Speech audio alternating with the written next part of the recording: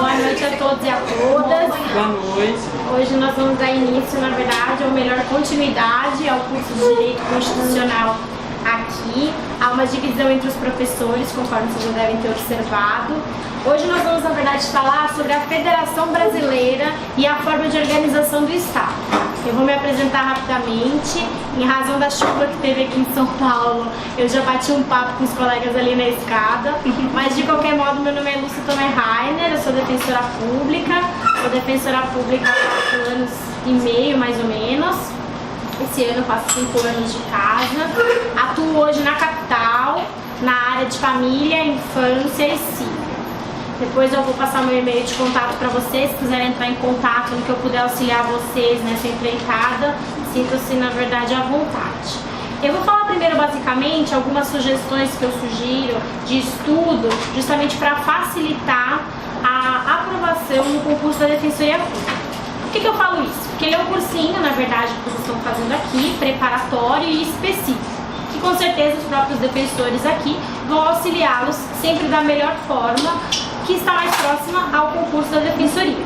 Mas é muito importante também que em casa se busque, na verdade, estudar temas afetos à carreira. Por que eu falo isso? Porque cada vez mais se observa nos concursos da Defensoria que há, na verdade, uma maior especificidade.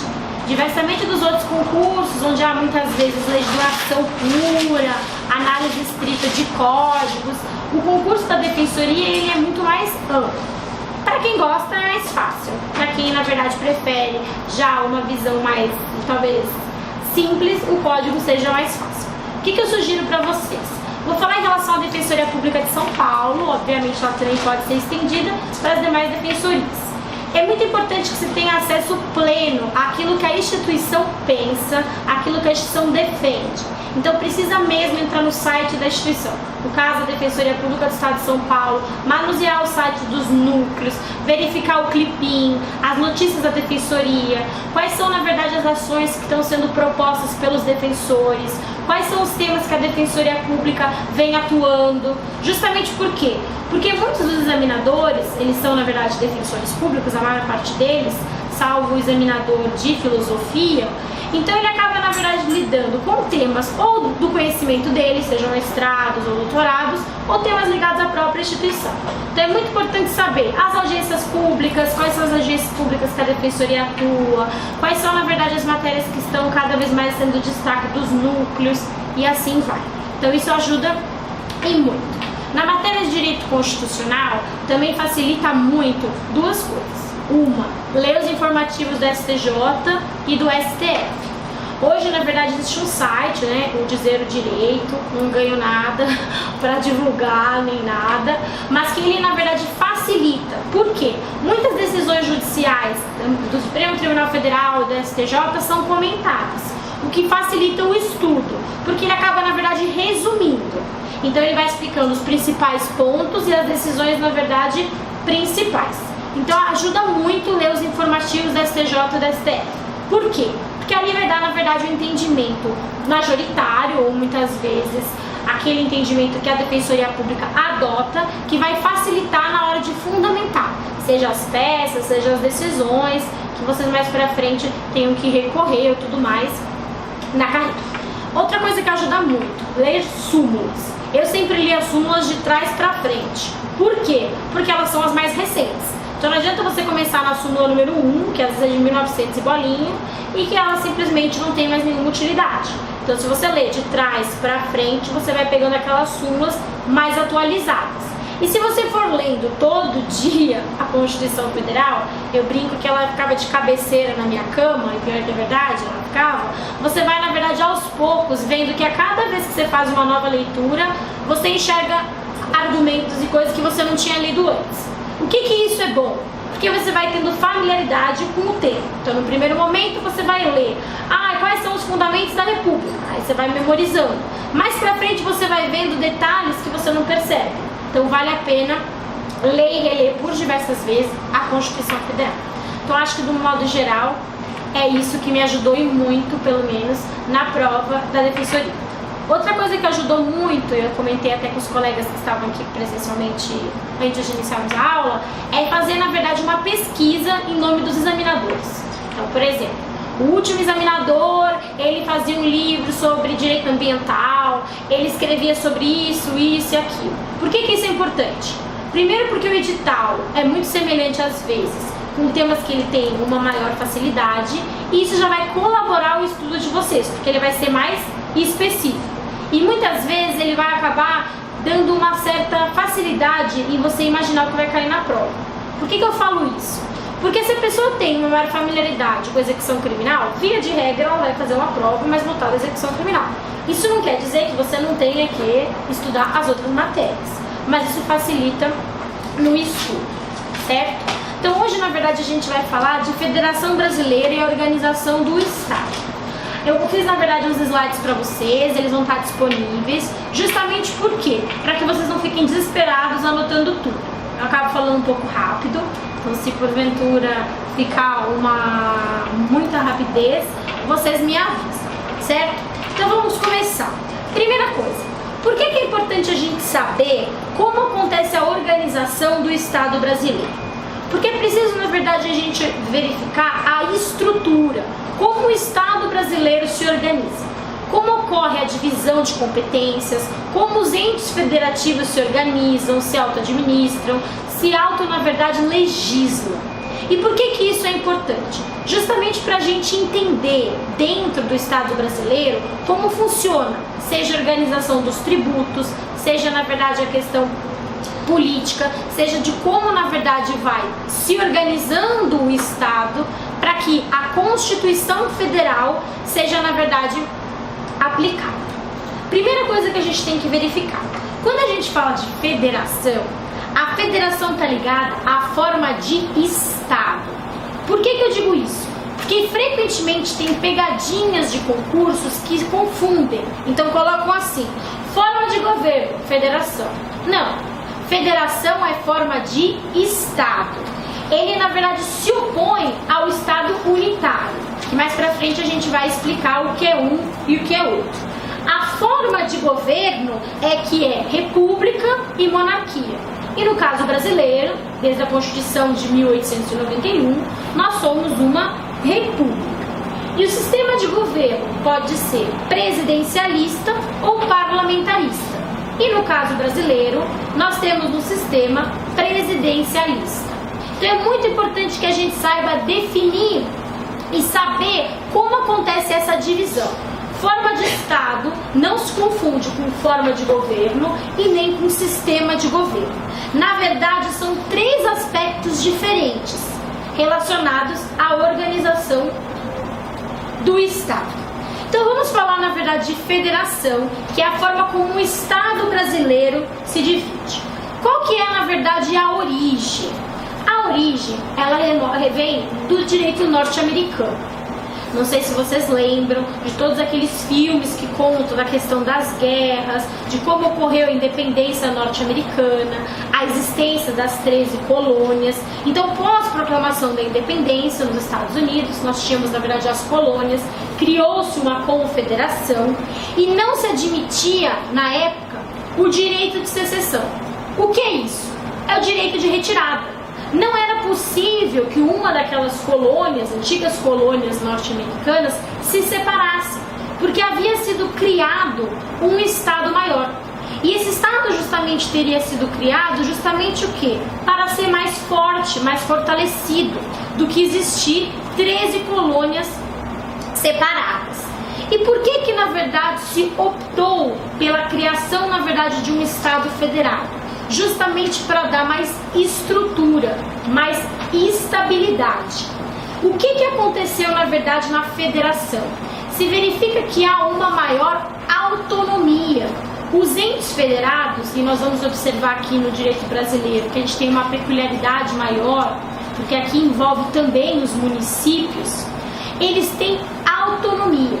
E autonomia não se confunde com soberania. Vocês vão verificar, e a gente vai, ao manusear a Constituição, observar isso, que há, na verdade, uma autonomia entre os entes federativos, mas eles não são soberanos. E a própria soberania hoje vem sendo flexibilizada, justamente porque nós não podemos pensar que um Estado é absolutamente soberano. Justamente por quê? Pela ideia dos direitos humanos, a internacionalização dos direitos, a ideia de que hoje há um direito anterior ao próprio Estado e que, portanto, ele limita a criação daquele Estado. Você não pode criar um Estado, por exemplo, totalitário, justamente porque tem direitos naturais, tem, na verdade, aquilo que se chama de núcleo intangível, de valores que são inerentes à pessoa humana, né? E que não poderiam ser restritos ou limitados. Então hoje, falar-se em soberania absoluta é algo que muito vem sendo questionado. O que é importante a gente saber então? O que aconteceu? A federação, portanto, é uma forma de organização do Estado. Ela se opõe ao Estado unitário. Na federação nós temos a autonomia e a origem norte-americana, pós o período da independência e, na verdade, justamente para quê? Para garantir uma maior estabilidade e uma estrutura na organização, no funcionamento do Estado.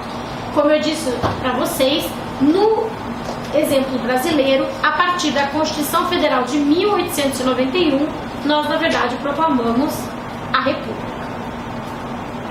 O que é importante a gente saber, principalmente no caso do federalismo, na verdade, brasileiro? Primeira coisa, nós temos um federalismo do tipo cooperativo. O que isso significa? Antes de mais nada, quando vocês forem ver na prova alguma palavra que às vezes vocês não se recordam ou não sabem muito bem a finalidade, tentem interpretar. Então, por exemplo, federalismo cooperativo. Não se apavorem. Pensem, cooperativo está ligado à cooperação. Cooperação está ligada à ajuda, à inter-relação. Então, se você tem, na verdade, um federalismo cooperativo, você tem um movimento, né, de um Estado, na verdade, federado, que busca a cooperação entre os entes federativos. O que isso significa? Significa que o Estado, o Distrito Federal e os municípios, e no caso do Brasil, 26 estados, um Distrito Federal e mais de 5 mil municípios, vão atuar de forma cooperada. O que isso significa? Significa que há atribuições e há competências que vão ser exercidas por todos. Por quê? Porque nós temos interesses locais, interesses regionais e interesses, na verdade, maiores, amplos, gerais. Só que muitas vezes eles estão interrelacionados. Pensem, por exemplo, na proteção do meio ambiente. Muitas vezes você tem um rio que ele acaba, na verdade, passando por mais de um município. Acaba, às vezes, atravessando o estado inteiro ou mais de um estado. Então, os entes federativos, de uma maneira cooperada, vão atuar em conjunto. Obviamente que a gente vai ver que lá no artigo 22 da Constituição, que fala das competências, a gente mais pra frente vai ver que tem competências privativas, competências exclusivas, competências legislativas e competências não legislativas. Mas qual que é a ideia? O limite está na Constituição. É a Constituição que vai tratar quais são as formas de atuação dos entes federativos. Então vamos olhar o que a gente colocou ali. Federalismo cooperativo. Ele influencia o bem-estar social. Ele aproxima os entes federativos. Como eu disse, tem atribuições comuns e atribuições concorrentes. O artigo 24 da Constituição, ele fala isso. Dentro da competência legislativa, aquela que é dita concorrente, onde a União legisla normas gerais e os estados poderão, de maneira complementar, legislar sobre aquela matéria. E os municípios ainda apenas no que se refere aos interesses locais. O que se observa? Há uma flexibilização, não há uma rigidez. E isso está ligado à ideia do quê? Do federalismo cooperativo. Há uma cooperação entre os entes. Então até agora a gente viu que a federação é uma forma de Estado, que é como o Estado vai se organizar, que nós temos competências que vão estar previstas na Constituição. Essas competências elas vão ser exercidas, seja pelo Estado, seja pelo Distrito Federal ou pelos mais de 5 mil municípios, justamente de maneira cooperada, visando o quê? Lembre-se, a promoção do bem-estar social e dos objetivos da Constituição Federal que estão no artigo 3º. Mais pra frente eu vou mostrar para vocês um slide que eu dividi para vocês explicando os fundamentos, os objetivos. Por quê? Porque é preciso, quando se organiza o Estado, entender os valores que se optou, que se elegeu, para serem a base do nosso Estado. Então vamos lá. Como na verdade eu também estava mencionando, no Brasil nós temos 26 estados, um Distrito Federal e mais de 5 mil municípios. Os municípios, eles também são considerados entes federativos, certo? A União é aquela que vai estabelecer a ordem central, né? Os estados, as ordens regionais e os municípios, as ordens locais. E nós temos, na verdade, uma questão. O que fazer com o Distrito Federal? O que é o Distrito Federal? Por quê? Porque ele é uma unidade federada diversa do estado e diversa do município. Vocês vão observar que ele tem tanto competências destinadas para os estados, como competências destinadas para os municípios. Por isso que se fala que ele é um ente federativo híbrido. Por quê? Porque a autonomia dele é parcialmente tutelada pela União.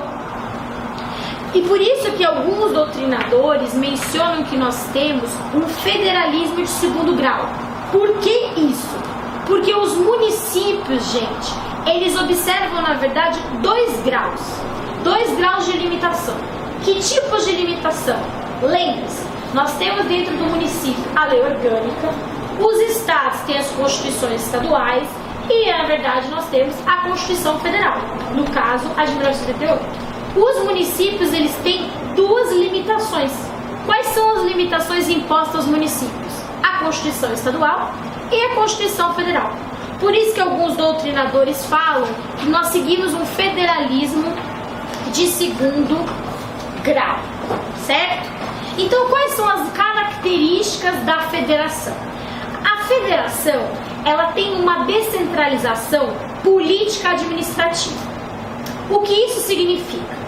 Significa que os entes federativos vão poder eleger, vão ter formas, na verdade, de eleger, seja o prefeito, seja o governador, seja o presidente da República.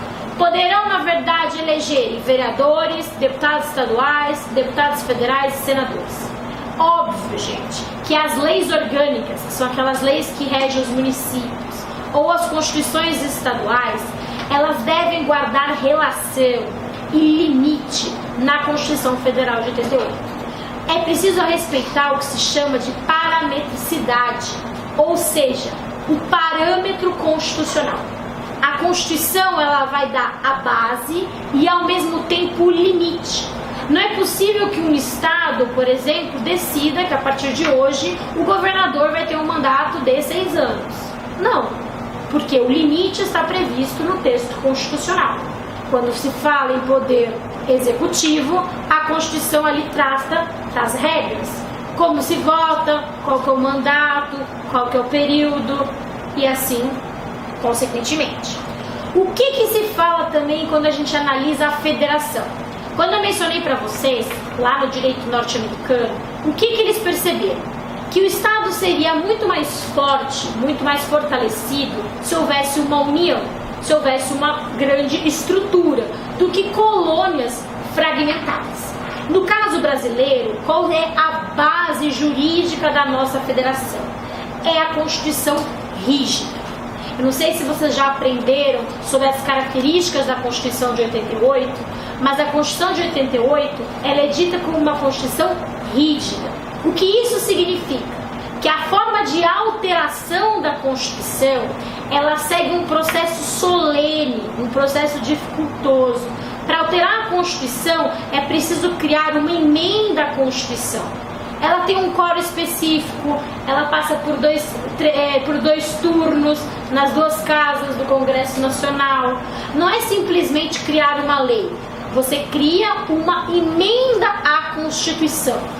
E por isso você tem um modelo mais rígido. Essa Constituição rígida é que vai conferir estabilidade. Por quê? Apesar de nós termos inúmeras emendas à Constituição, tem muitos doutrinadores que assim criticam, nós temos a mesma Constituição desde 1988. É claro que ela também sofre alterações, por quê? Porque a Constituição tem que ir acompanhando a sociedade. Não é possível que a gente tenha uma Constituição que não representa os valores daquela sociedade. E o direito, portanto, ele tem que ir acompanhando. É claro, e isso vocês vão perceber muito mais quando a gente analisa os direitos fundamentais, que os direitos surgem antes mesmo da previsão na lei. Vejam o caso do direito ao transporte. Não é porque ele foi inserido na Constituição Federal como um direito social ano passado que não se tinha direito ao transporte. E nem que a partir da criação no artigo 6º do direito ao transporte, de que nós passamos a ter transporte maravilhoso, adequado e para todos. Por quê? Porque o direito ele vai positivar, ele vai registrar a existência de um direito, mas aquele direito é anterior àquela lei. Por que eu estou repetindo isso? Porque quando a gente fala de uma Constituição rígida, a gente garante o quê? Segurança, a gente garante estabilidade, não que aconteça uma alteração. Não estou dizendo que a Constituição não pode ser alterada, mas como eu disse, ela segue um processo mais solene, mais dificultoso. Como eu mencionei, inclusive, assim como havia no direito norte-americano, não é possível o direito de secessão, que é o direito de retirada. Não pode, em um dado momento, o Estado de São Paulo falar: bom, agora eu não quero mais fazer parte do Brasil, eu vou sair da federação. Não, pelo contrário. O artigo 34 primeiro da Constituição, ele possibilita a intervenção federal. Justamente para o quê? Para garantir essa indissolubilidade do vínculo federativo. Então isso não é possível. Por que é importante a gente saber dessa ideia de federação? Eu não sei se vocês estão lembrados, mas quando ocorreu a criação da Defensoria Pública de Santa Catarina, essa criação, houve uma grande discussão se haveria ou não intervenção. É claro que a intervenção, como vocês vão verificar inclusive na Constituição, ela é uma medida muito drástica, ela é muito radical. Não aconteceu isso no estado de Santa Catarina. Mas foi, na verdade, uma forma de se mostrar que quando não havia Defensoria Pública em Santa Catarina, estava havendo uma afronta, um desrespeito ao modelo público de assistência jurídica, que eram as defensorias públicas. Então, na época, quando houve toda aquela discussão da criação das defensorias públicas, falou-se o quê? Em intervenção.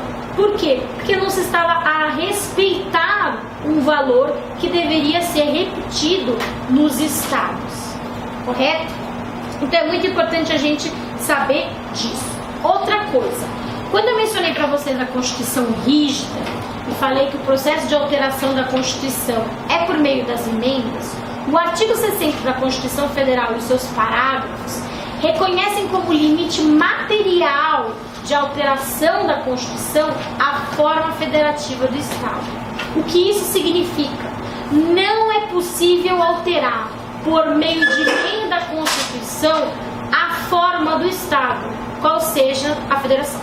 Não é possível uma emenda à Constituição que diga: bom, a partir de hoje nós vamos ter um Estado unitário. Não, porque a forma federativa, o modelo escolhido de Estado, desde a Constituição Federal de 1891, foi a República, tudo, e daí a gente tem a forma federativa do Estado assim criada, correto? Então lembrem-se disso. E tomem cuidado com as pegadinhas, que nem eu falei para vocês.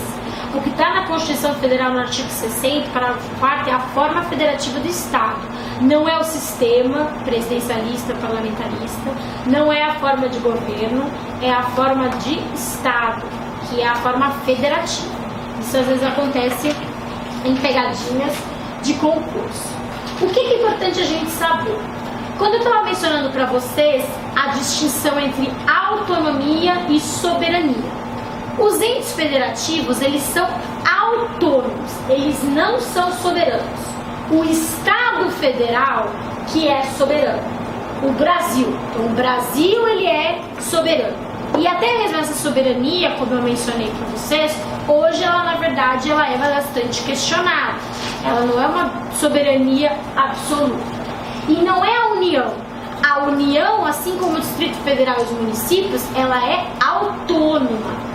O que é soberano é o Estado Federal, Brasil. Porque isso se confunde, gente. Principalmente quando a gente analisa a questão da capital federal. Brasília é a capital federal. Ela não é a capital de um estado ou assim sendo. Ela é a capital do Brasil. E lembre-se disso, Estado com E maiúsculo é diferente de Estado-membro. Estado-membro é com letra minúscula, porque são situações diversas. E o que a gente observa quando a gente analisa a Federação Brasileira também? Quem é o guardião da Constituição Federal, de um modo geral, é o Supremo Tribunal Federal. E a repartição de receitas. O que isso significa? Quando eu mencionei para vocês da forma federativa, União, Estado, Distritos Federais e municípios, nós observamos que tem impostos que são da União, impostos que são dos estados e impostos que são do município.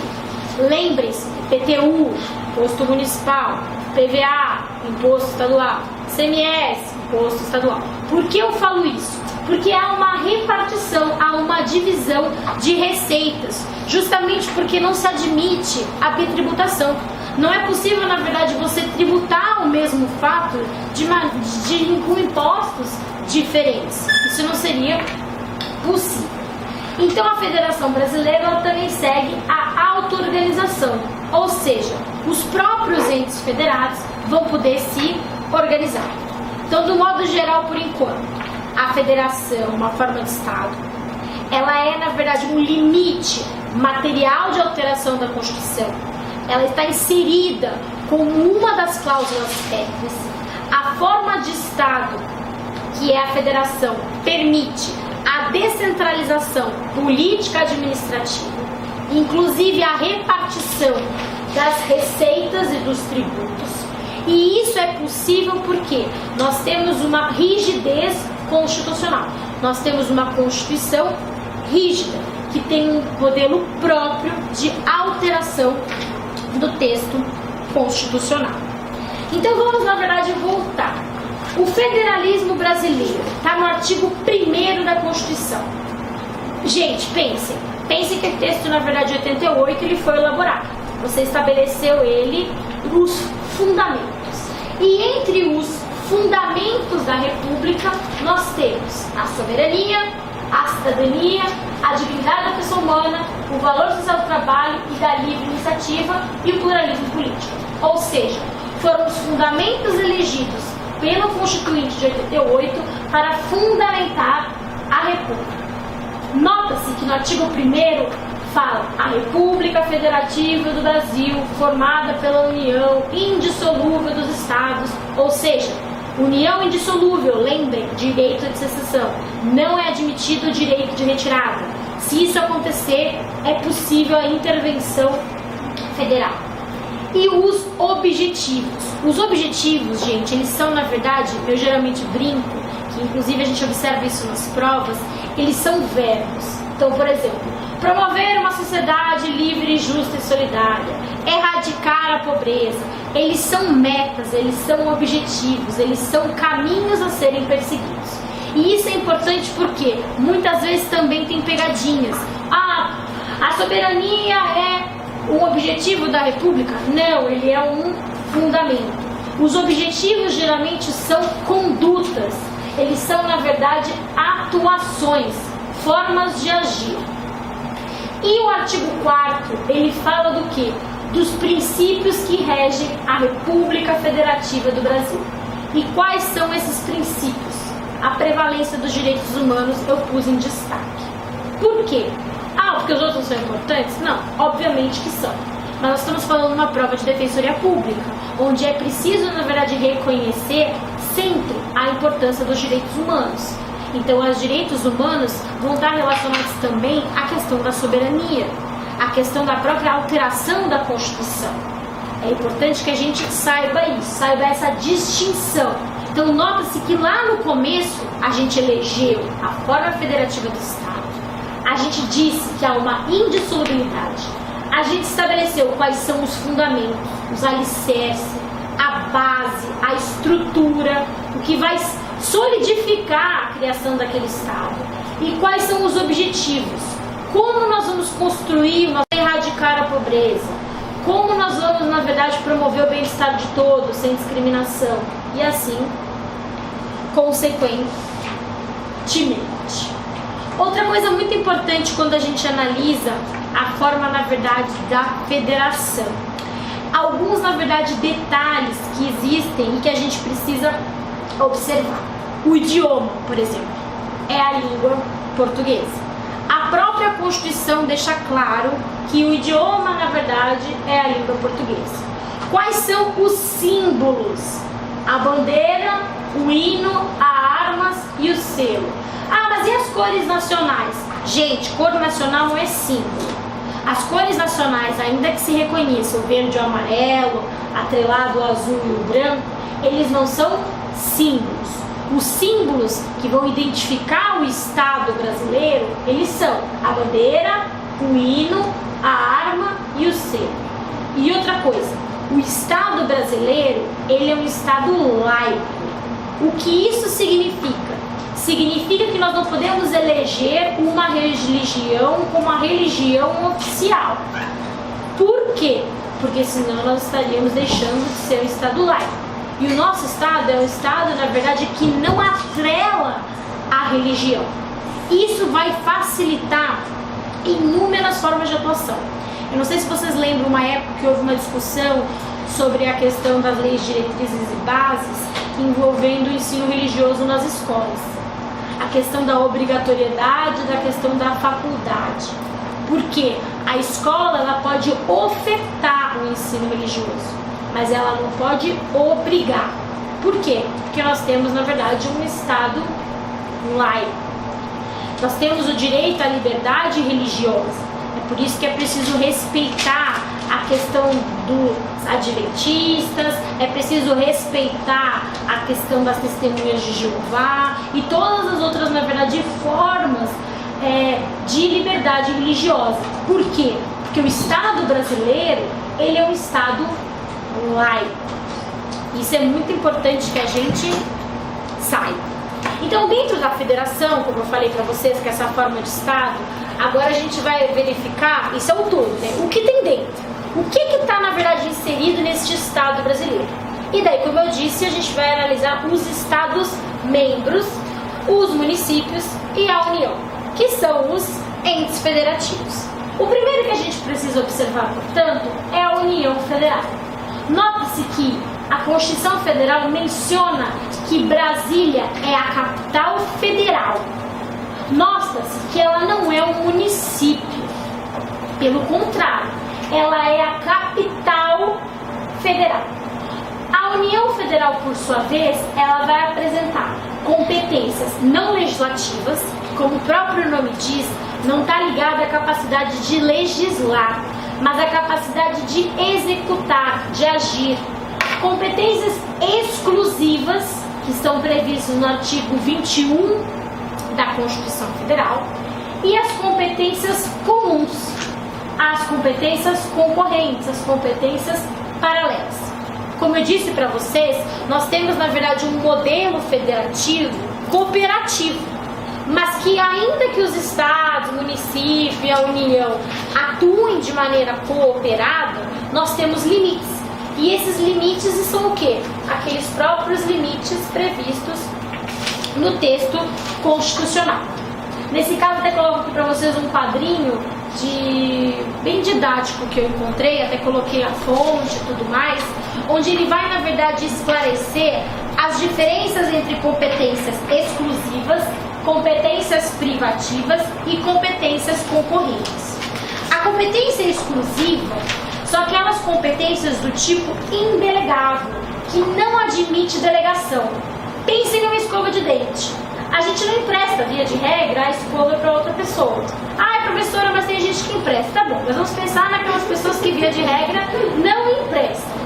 São competências ditas indelegáveis. Ela é só sua. Você não pode delegar para outro fazer. E essas competências vão estar taxativamente previstas no artigo 21.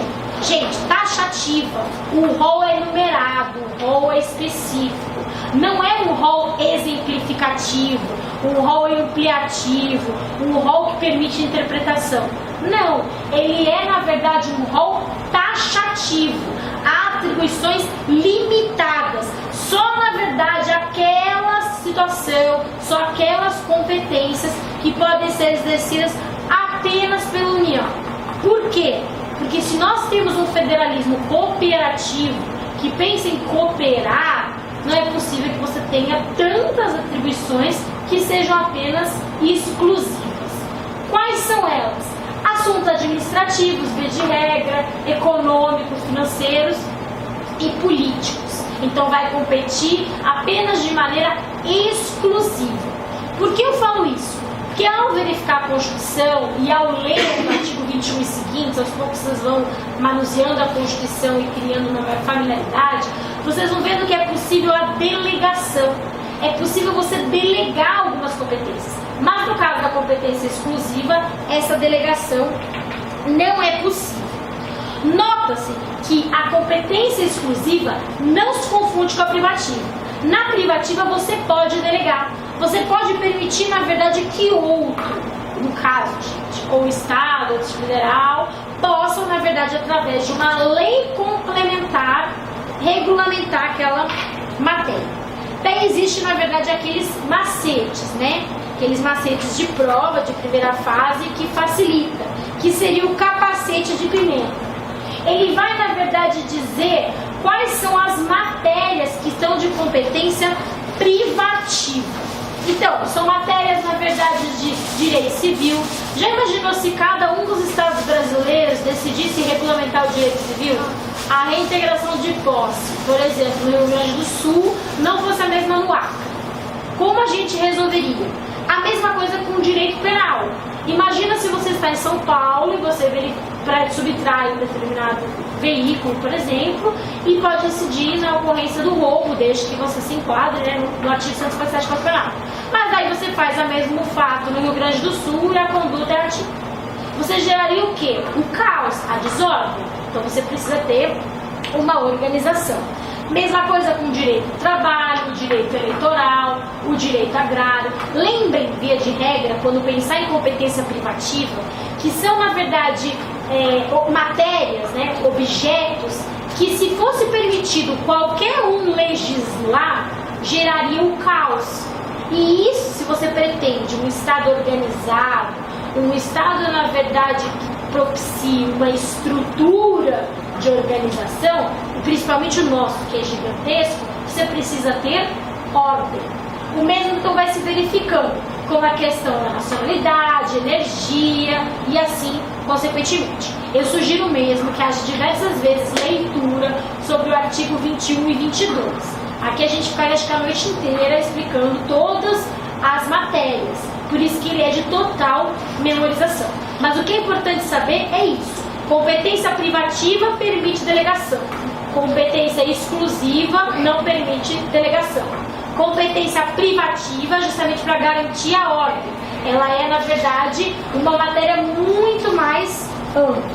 E no final, nós temos o que se denomina competência concorrente. O que é, na verdade, a competência concorrente? Eu não vou poder falar o macete, porque ele não é dos mais bonitos para serem ditos numa aula gravada, mas ele está ligado à ideia do quê? A ideia de que é possível estabelecer normas gerais e é possível que sejam elaboradas normas específicas. Pensem, gente, direito penitenciário. Aqui no estado de São Paulo nós temos a SAP, Secretaria de Administração Penitenciária. Ela estabelece, na verdade, algumas regras próprias, então, por exemplo, direito de visita do preso, direito, na verdade, de visita íntima, como é que funciona, como é que não funciona, como é que é permitida a visita, como é que não é. São questões específicas que podem ser diferentes, por exemplo, de uma penitenciária de São Paulo e uma penitenciária, por exemplo, do Paraná. Não teria qualquer óbice. Por quê? Porque você pode estabelecer conforme a própria peculiaridade local, certo? Então essas são formas de competência legislativa, está ligada à ideia de legislar. Lembrem, poder legislativo, a ideia de você criar as próprias leis e como as competências são divididas. E daí, na verdade, nós vamos para os Estados-membros. Os Estados-membros também, na verdade, são espécies de entes federativos. Eles são entes federados autônomos e o limite de competência dele também está traçado na Constituição. Se a gente tem um Estado federado, a gente tem uma Constituição rígida e nós reconhecemos que a Constituição é a base da organização, onde ela vai dar o sustentáculo e ao mesmo tempo o limite, os Estados também têm que guardar essa, na verdade, limitação. E o que se observa? Aquelas características da federação aqui também. A capacidade de se autogovernar, a capacidade de se auto-organizar, a capacidade de se auto-administrar e de auto-legislar. Lembre-se, as constituições estaduais são, na verdade, exemplos de auto-legislação. No caso da Constituição Estadual de São Paulo, houve inclusive questionado no Supremo Tribunal Federal a questão envolvendo do convênio da OAB e a capacidade e a autonomia da Defensoria Pública em poder formalizar outras formas de convênio. Por quê? Porque na Constituição Estadual, que é a Constituição do Estado de São Paulo, ela deixava a entender que a Defensoria poderia fazer convênios, celebrar convênios, apenas e tão somente com a OAB. E o que na verdade o Supremo Tribunal Federal decidiu? Não. A Defensoria Pública Estadual, desde a emenda 45, ela é dotada de autonomia. Se ela é dotada de autonomia, ela pode se auto-administrar e ela pode eleger e selecionar quais vão ser as pessoas que ela vai estabelecer convênios. Quando vocês estudarem direito administrativo, vocês vão ver que no convênio, inclusive, tem que haver uma voluntariedade, não pode haver uma imposição. E o que se entendeu? Que ainda que exista hoje o convênio da OAB como o maior convênio com a Defensoria Pública, pelo menos aqui em São Paulo, ele não é um convênio único nem exclusivo. A Defensoria Pública também pode firmar outros convênios. Espera-se que um dia a gente consiga a tão sonhada independência, que a gente tenha um modelo exclusivamente público. Mas isso, na verdade, é uma outra discussão que a gente nem consegue entrar agora, até por todos esses questionamentos que vêm sendo recentes sobre a questão da autonomia. Mas por que eu falo isso? Porque as constituições estaduais, elas são exemplos de autolegislação dos Estados-membros. E quando, na verdade, vai ser criado a Constituição Estadual, o que se observa? Esse é um exemplo de poder constituinte derivado decorrente. O que isso significa? Quando a gente cria uma Constituição, a gente tem poder constituinte via de regra originário. A gente tem como uma ideia geral de que ele seria ilimitado. Hoje a gente já sabe que ele não é ilimitado, porque ele tem outros limites que muitas vezes não são do ponto de vista formais, né? Mas que estão, por exemplo, dos direitos humanos. Só que você tem, nesse caso, o poder constituinte derivado decorrente, ou seja, ele vai, na verdade, reger e organizar a legislação daquele Estado, mas ele tem como limite a Constituição Federal. Não é possível que uma Constituição vá além do limite traçado na Constituição Federal. Então existe essa auto-organização, só que ele não é ilimitado, ele é limitado. E tem a capacidade de autogoverno, nesses artigos que aqui eu mencionei. Então, por exemplo, a questão do governador, você elege o chefe do Poder Executivo Estadual, você elege os representantes do Poder Legislativo e assim, consequentemente. O que é importante a gente também verificar? É uma lei recente que trata do Estatuto da Metrópole. Essa lei, na verdade, ela vai organizar a questão voltada às regiões metropolitanas e às aglomerações urbanas e micro-regiões. Por que isso é importante? Porque quando vocês se tornarem defensores, vocês vão ver que uma temática muito grande é a questão dos transportes. E a questão, por exemplo, de transportes intermunicipais, de interestaduais, como você resolve essas questões, como você disciplina.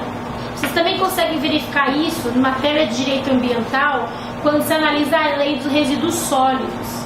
Essa lei também, na verdade, vai mostrar que muitas vezes, de uma maneira cooperada e integrada, os diversos municípios podem atuar em conjunto. Justamente por quê? Porque é preciso, na verdade, haver essa cooperação. Então pense aqui em São Paulo, toda a região metropolitana e todas as regras que assim regem. Então vale a pena depois dar uma lida no Estatuto da Metrópole. Então a gente analisou até agora como ente federativo a União, nós verificamos a questão dos Estados-membros, nós verificamos de uma maneira simples que o Distrito Federal ele tem uma natureza híbrida, que é uma natureza na verdade peculiar. Por quê? Porque no Distrito Federal nós temos tanto a competência do estadual como competência municipal. E nós temos os municípios. O que são na verdade os municípios? São pessoas jurídicas de direito público interno. Eu tinha um professor da faculdade que costumava dizer isso e ajudava muito. Quando você não sabe definir alguma coisa, começa pelo gênero. Então ele ia explicando. O município. Bom, município não é uma pessoa física, então é uma pessoa jurídica. Você coloca pessoa jurídica. Ele não é de direito privado, ele é de direito público. Então, de direito público. E ele é interno. Por que eu falo isso? Porque muitas vezes numa segunda fase, assim como eu falei pra vocês do federalismo cooperativo, às vezes a gente não sabe o que responder. E a pior coisa que tem é você deixar uma resposta em branco. Então você muitas vezes precisa responder, mas é preciso responder algo condizente. Não dá pra você simplesmente escrever algo que não tem nenhuma relação com aquela pergunta. E muitas vezes você vai precisar partir, como o próprio nome diz, partir de um começo. Então você vai definindo. Então o município, ele é uma pessoa jurídica de direito público interno, ele é um ente federativo que integra a Federação Brasileira, juntamente com o Estado, o Distrito Federal e o Distrito Federal. É importante observar que ele é dotado de autonomia, mas ele não é ilimitado. Por quê? Porque ele tem que guardar a lei, né, a lei orgânica tem que guardar limite na Constituição Estadual e também na Constituição Federal. Nota-se que essa autonomia está fixada na Constituição. Então, para quando você não sabe o que falar, você já viu que você pelo menos já falou quase uns 30, 40 segundos sobre o assunto. E isso facilita muito no oral, porque às vezes no oral você é surpreendido com uma pergunta que você às vezes não sabe nem como responder. Mas não é que você não sabe, mas porque a forma que a pessoa te perguntou, você às vezes não assimilou. Então se você começa, eu brinco isso, começa pelo começo, mas é bem isso, se você para, pensa e vê e começa a falar, parece que o raciocínio flui. Mas você precisa primeiro estar calma. Então assim, não se apavorar. Por exemplo, município. O que é município? Ah, o município eu não sei o que é. Não, calma. O que é o município? Começa pelo gênero. Município, é um ente federativo. Parece uma coisa simples, mas isso ajuda e muito. Porque às vezes você consegue desenvolver o raciocínio partindo de um começo, mas se você não começar, você não consegue desenvolver aquela frase. E ficar quieto, principalmente numa prova oral, não ajuda em nada. Porque a pessoa vai te examinar pelo aquilo que você fala. Então, se você começa a desenvolver, até às vezes dá para fazer um caminho diferente no oral. Porque você vai conversando, vai explicando, às vezes surge uma outra pergunta para o examinador. Então, isso é importante que vá sendo treinado. E os municípios, assim como a União, o Estado, o Distrito Federal, também têm capacidade de auto-organização. Mas o município, gente, não tem Constituição. O que eles têm são lei orgânica. Está previsto no artigo 29. Ele é votado em 2 turnos, interstício de 10 dias, aprovados por 2/3 da Câmara. E a mesma coisa que acontece com o Estado e o Distrito Federal. Exerce o autogoverno. Pode eleger diretamente o prefeito, o vice-prefeito, os vereadores e assim consequentemente. Então o que a gente vai observar quando a gente pensar no Estado brasileiro? Nós temos um Distrito Federal, 26 estados e mais de 5 mil municípios. Eles se auto-administram, auto-legislam e autogovernam. Há uma cooperação entre eles, mas há competências exclusivas, que são aquelas indelegáveis, há competências privativas, que permitem delegação, e há competências concorrentes, aquelas que são exercidas de maneira geral pela União e de maneira concorrente pelos demais entes federativos. Por que tudo isso é importante? Porque é a forma que o Estado brasileiro vai se organizar.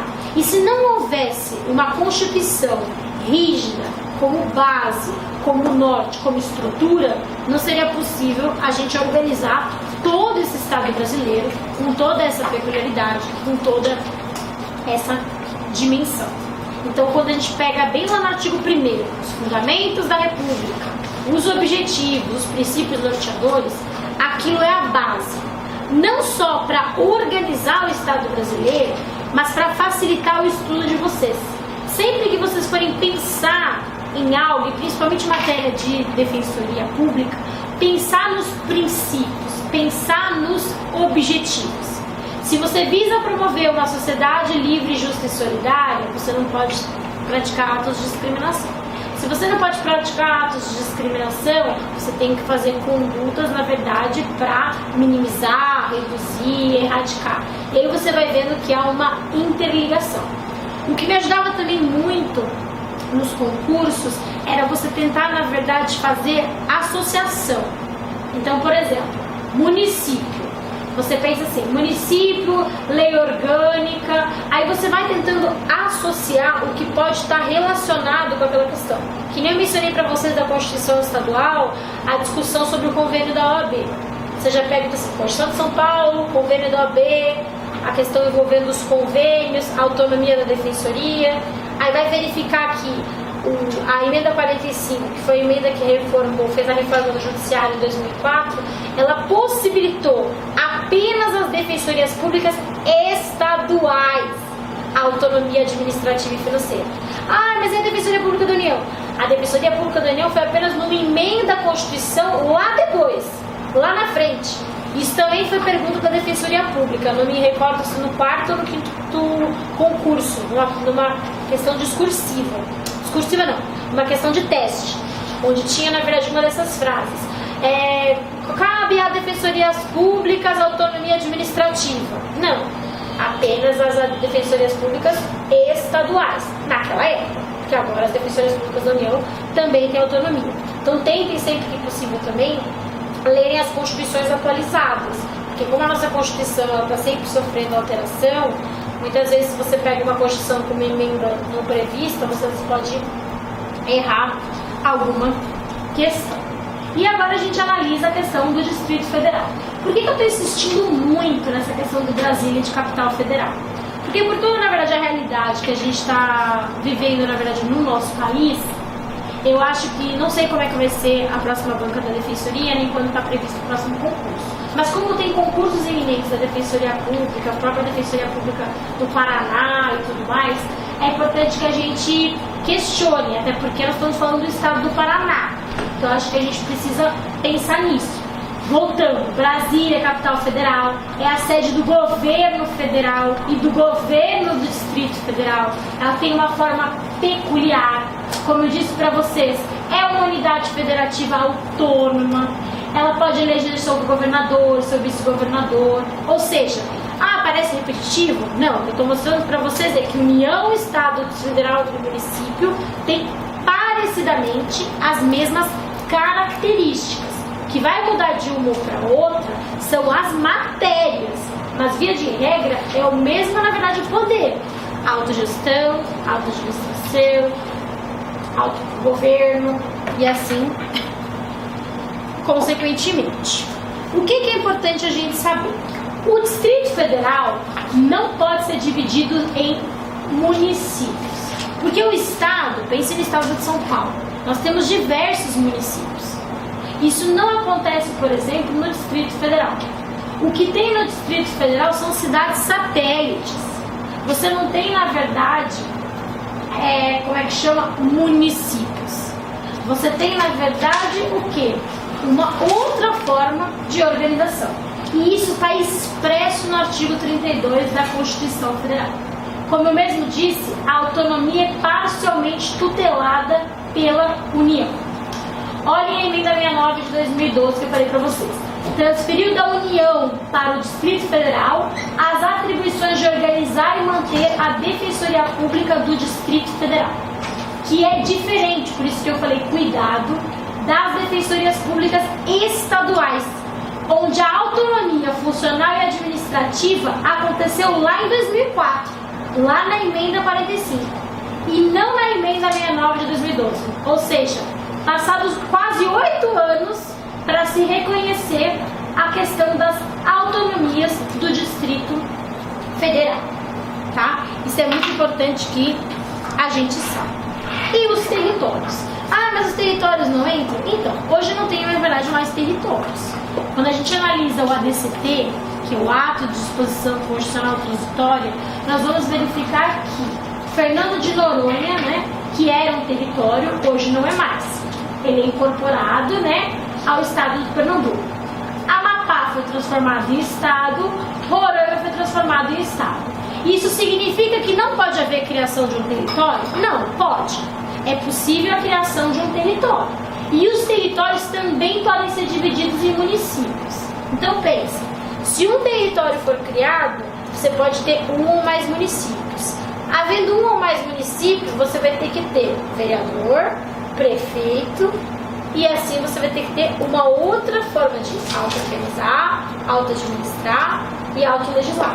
Mas hoje não existem os territórios. E os territórios não entram, portanto, na federação. É apenas União, Estados, Distrito Federal e municípios. Isso é muito importante que a gente saiba. Como eu disse então para vocês, quando se analisa na Constituição o artigo 21, o artigo 22, o artigo 23, só aqueles que versam de competência, o que se observa? Que não há uma hierarquia. A União, ela não estabelece normas que vão sobrepor as normas do Estado, ou o Estado normas que vão sobrepor ao município. O que você tem é uma organização. Há determinadas matérias que são destinadas apenas à União e vão ter aplicação em todo o território nacional. Há outras que vão ter aplicação nos estados e outras nos municípios. Então, cada um dos entes federativos vai exercer a atribuição dentro dos limites da Constituição Federal. Isso é muito importante que a gente saiba. Então, de uma maneira apanhada geral, para a gente relembrar aquilo que a gente estudou. A República Federativa do Brasil é formada pela união indissolúvel dos Estados, tá? No artigo 1º da Constituição. Logo ali ela reconhece a forma federativa do Estado, que é cláusula pétrea, é um limite material de alteração da Constituição. Está lá no artigo 60, parágrafo 4. Nós estabelecemos como fundamento, como base do ordenamento, que está previsto no artigo 1º. Os objetivos, no artigo 3º. E há, na verdade, o quê? Uma Constituição rígida, que vai, na verdade, se organizar e possibilitar que União, Estado, Distrito Federal e municípios tenham a capacidade de autogoverno, autolegislação e autoadministração. Nós temos as competências comuns, as competências que são ditas não legislativas e as competências legislativas, que estão ligadas à ideia da legislação, poder legislativo, que a gente verificou, competência exclusiva, competências privativas e competências concorrentes. Lembrando que o município tem lei orgânica, que deve respeitar a Constituição Estadual e Constituição Federal, os estados têm Constituição Estadual e, na verdade, nós temos uma única Constituição Federal, mas nós temos 26 Constituições estaduais. Nós não temos hoje territórios, mas é possível a criação deles, e os territórios podem ser divididos em municípios. O Distrito Federal não pode, correto? Vamos dar o nosso intervalo e depois a gente volta com a questão do direito internacional.